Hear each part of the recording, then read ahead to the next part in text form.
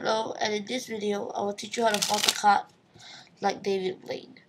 First, have the card you want to force on the top.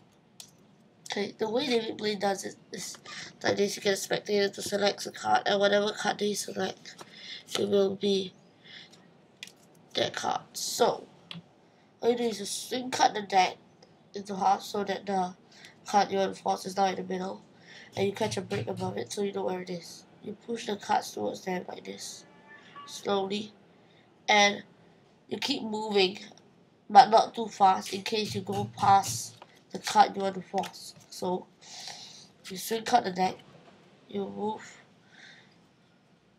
you push the cards off to the right, okay, and usually the spectator will pick a card before you push off the card you wanted to select, so make sure you do it slowly, okay.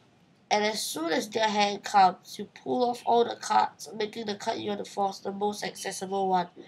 And for just that split second, and they will choose the card you wanted to select.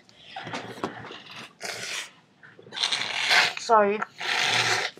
This is more of a timing thing rather than sleight of hand. It's a lot of timing. You have to make sure you get the timing right. So you swing cut the deck in, you push it in, and as soon as the hand comes, you grab off all the cards and make this the most accessible one. Okay, for that split second, so they don't notice that it's the most accessible one. Okay, pick a card and you pull off all, making this the most accessible card. So make sure you do it slowly. If you do it too quickly like this, you might go past their card. Okay, the key is to do it at the right speed.